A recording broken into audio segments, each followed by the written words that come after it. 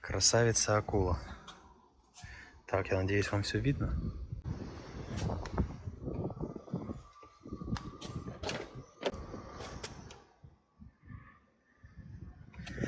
Так, это у нас уже год, тоже, кстати, 21-й, год проходной в Россию. Пробега 137 тысяч. У этой акулы пробег 137 тысяч. Давайте запечатлим номера. Если запрос будет по этой машине, мы ее быстренько найдем по номерам. Так что не стесняйтесь, если вам что-то на видео понравилось, пишите, узнавайте, спрашивайте. Все консультации абсолютно бесплатные. То есть вы, например, скажете: посчитайте мне там вот такую ешку. Я скажу: хорошо, без проблем. Наши менеджеры вам посчитают, скажут, ну, сколько стоит машина, сколько стоит отправка до вашей страны, без разницы. Россия, Казахстан, Киргизия, Литва, Латвия, Украина, без разницы. В любую страну мы можем отправить. То есть, ну, посчитать вам под ключ и отправить его. У этого пробег 58 тысяч. Рестайлинговый. Это год какой? Год 2020. На шильдике можем увидеть, что это у нас 2020 года ешка 250. Потом, также часто задают вопросы по Volkswagen. Ребят, Volkswagen есть, но их немного. Настолько немного, что я даже не знаю. То есть, ну, как бы мало их, но они есть. Вот, например, что это у нас? Пола. Я, честно говоря, в Volkswagen вообще ничего не понимаю. То есть, ну, не различаю их. Это Артеон. Volkswagen Артеон. Тоже, кстати, ну, не надо обходить стороной. Немец.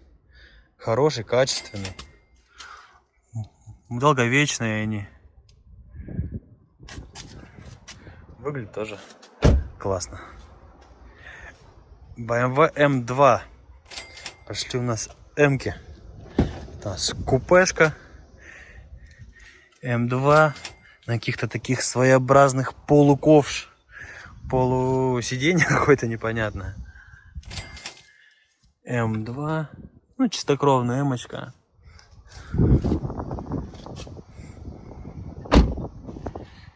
Так, забыл. По бэхам у нас вообще абзац.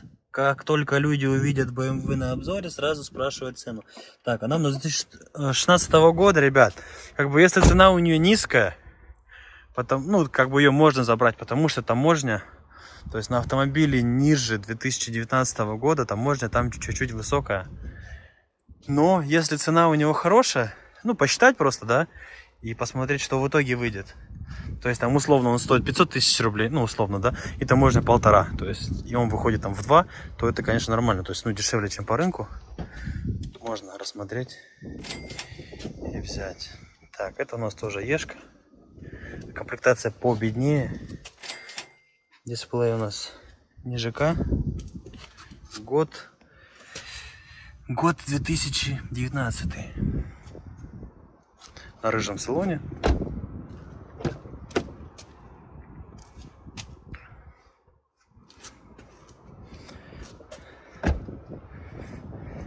Ешка 220 дизельная, Мазератти. В Корее много Мазератти, но они сильно спросом не пользуются. То есть я даже с корейцами разговаривал, я говорю: как вообще насчет Мазератти? Они говорят: ну, люди покупают больше от того, что называется так Мазератти, типа как-то, ну, солидно. Конечно же, если его там сравнить, даже не знаю, с какой-нибудь ешкой в максималке, Мазератти рядом не лежал вообще абсолютно. Но давайте посмотрим. Все в карбоне.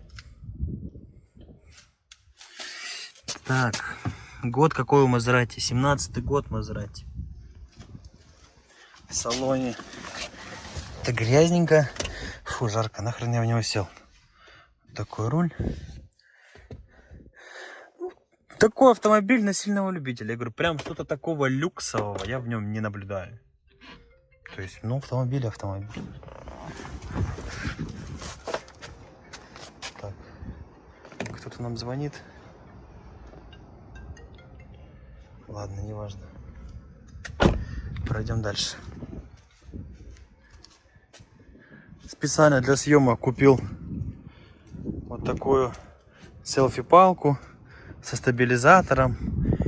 Фигня полная, не стабилизирует, видео шатается, рукой лучше. Конечно, потяжелее рукой снимать. Ну, я имею в виду в руке держать, чтобы пальцы затекают. Но в целом, так, это у нас Саньон Крэкстон. Kia Ray.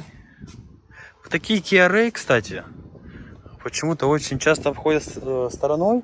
Но 2021, там, не знаю, 2020 года такого Рэя можно в миллион в Россию пригнать. То есть миллион, что такое миллион вообще?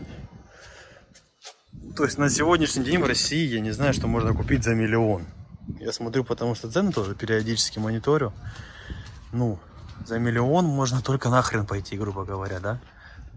И купить там какую-нибудь Ладу Весту, там хрен пойми какого года. А здесь что мы имеем? За миллион. Обогрев сидений раз, подогрев, обдув сидений два, климат-контроль, задняя камера, полный мультируль, ЖК-дисплей, ЖК-дисплей 2. То есть, ну, в миллион рублей, всего лишь миллион рублей. Что такое вообще миллион рублей? Я считаю, это сильно недооцененный автомобиль за свой бюджет именно.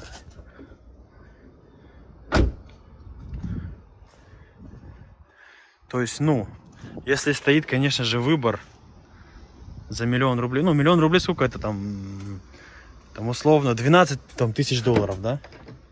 Ну, это я говорю для понимания людей, которые из Казахстана, с Киргизии, из других стран.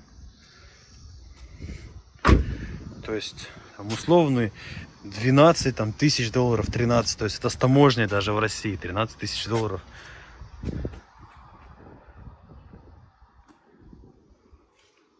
Цена вообще песня.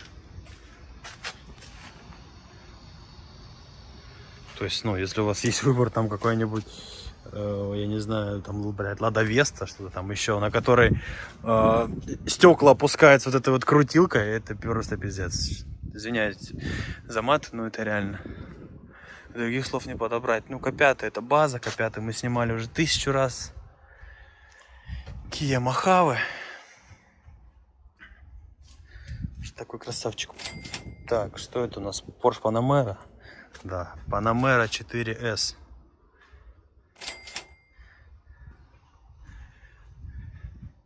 BMW пятерка до рестайлинговая 2019 года тоже. Давайте посмотрим Panamera. Panamera у нас не новая, можем по замкам определить сразу, да? Ага, и она закрыта. Года 16-го, наверное, Panamera. 15-го, около того. Так, грузовики я вам уже показывал. Ешку тоже показывал. Давайте пройдем к BMW. Сегодня было много Мерседесов и мало BMW. BMW 530i. Цвета мокрый асфальт. Кузов G30 2019 года. До рестайлинговая она. Она идет до рестайлинговая. Ну, потому что у рестайлинга уже фары, ну, стопори затемненные. Так, Genesis G80 3.3. Кстати, сейчас есть один запрос по Genesis тоже. Клиент хочет 3.5, ну 3.5 в Россию таможня будет просто космическая. В Киргизии нормально, в другие страны тоже нормально. В Россию цена будет просто космическая. Именно растаможки. На 3.5 таможня вообще конская. Как бы если, ну, гнать автомобили с большими объемами, то это только, то есть, до 3 лет. Ну, то есть автомобили 22-го, 23-го, 24-го года. Потому что они считаются по другой таможенной сетке. Они считаются по цене. По крайней мере в России. Да, они считаются, получается, по цене. А если это 3-5 лет, они считаются по объему. То есть, если брать 3-5 лет с объемом там 3,5 литра, это вот цена будет на таможне просто космическая. Так, это у нас Тесла. Так, давно мы не снимали Теслы. Цвет у нее такой же, как у Мерседеса. Но это пленка. Отсюда видно, пленка поклеена хреново. Давайте залезем в нее. А хрен мы в нее залезем. Ключей нет. Ладно.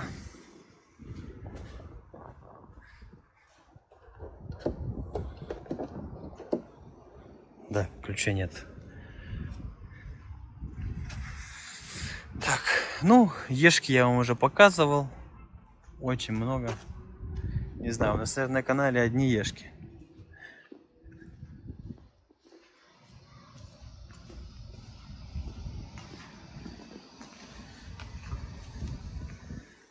Это дизельная 220-я. Так, это у нас Соренто, Санта-Фешка. Санта-Фе тоже очень хорошо берут. В Россию не улетают. Россия, Казахстан, Киргизия улетают. Вообще Беларусь тоже очень хорошо берет. Потому что это, ну, по факту бюджетный автомобиль, у которого есть память сидений, память руля. То есть полный... Все, что нужно, все есть. Панорамная крыша. Эти автомобили все проверены временем, потому что красиво показывают китайцев. Я вот тоже видел, да, мне говорят, да давай там тоже китайцами торговать. Нет, ребят, китайцами торговать я не буду. Я живу в Корее, я буду торговать только автомобилями, которые есть и производятся в Корее. То есть это немцы, это какие-то корейцы, это американцы, японцы. Но китайцами торговать я не буду. Потому что это автомобили непонятные. У меня знакомый из Питера купил себе китайца. Он говорит, да, есть гарантия. Ну, то есть он его купил именно не из-за границы, а именно в России в салоне. И вот в чем разница, послушайте. Он купил его в салоне в России, и он говорит, что он за полгода раз 8 уже ездил, и ему меняли что-то по гарантии. Он говорит, то одно отъебнет, то другое, то третье. То есть, ну, проблемы есть с китайцами. Если автомобиль китайский на гарантии, то они меняют. То есть, если вы купили, например, если вы с России, да, купили его в России у официального дилера, там, Черри, Мери, как они там называются, тогда да. То есть, условно, он там 3 года проездит на ней, на новой. Ну, что-то если сломается, он поменяет у дилера, потом просто выкинет ее на вторичный рынок.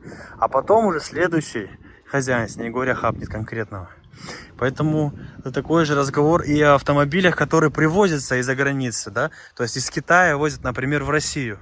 У них нет гарантии, они привезенные без гарантии, и это не проверенные автомобили. То есть на примере, да, какого-нибудь там, я не знаю, Kia Carnival, это уже на 1000 раз проверенный автомобиль, и люди знают, что он точно не сломается, у него ничего не сломается, педали не отвалятся у него, не будет с ним абсолютно никаких проблем. Потому что Kia это марка, которая раньше там делала какие-то там дешевые совсем автомобили. Сейчас это марка, которая делает очень хорошие автомобили. Я вам скажу так, корейцы даже в Корее, то есть обеспеченные люди, ну, конечно, много ездят на немцах, потому что все равно предубеждение такое есть. Вот смотрим, да, 32 тысячи пробег в максималочке, такой хороший. То есть... корейцы, некоторые тоже прям обеспеченные, сильные люди ездят на корейцах. Ну, естественно, много кто ездит на немцах, потому что как бы считается как бренд. Но тем не менее, то есть даже обеспеченные люди ездят на корейцах. И как бы они уверены, что в нем ничего не сломается, потому что это надежные автомобили. Kia, Hyundai, посмотрите. Они, я не знаю, у них пробеги по миллиону в России там и в других странах СНГ ездят. Ничего не ломается, вообще никаких... Ну, то есть, просто машину обслуживая вовремя, как и у любой другой машины, и у нее ничего не сломается. Просто будешь ездить до потери пульса. У нас Палисад свеженький.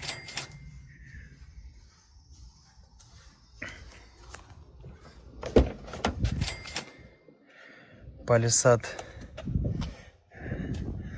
Так, хотел сказать, да, это Gravity, нет, не Gravity, у Gravity перфорированные сиденья, это у нас не Gravity, это сделано чуть-чуть под Gravity.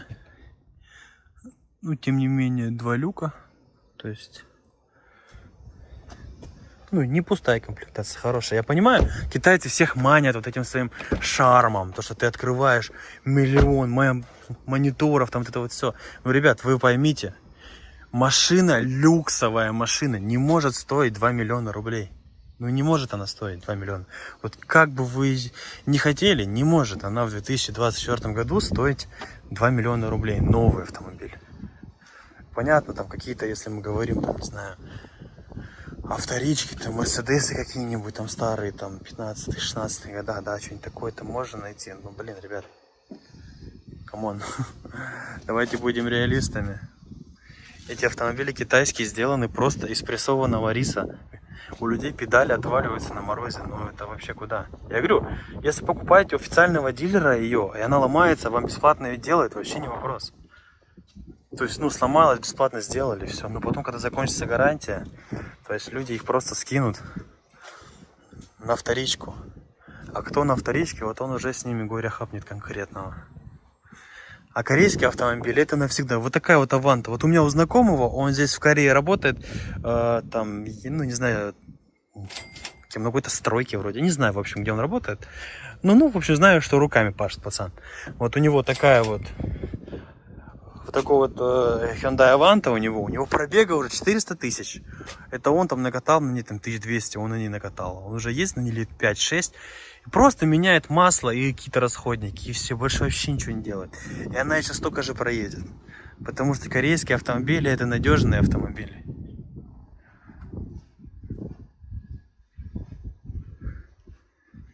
Так, давайте. Тут уже жена названивает. Давайте последний посмотрим. Это такой Kia Mojave с таким красивым черным значком. Выглядит, кстати, круто. Именно черный значок, да?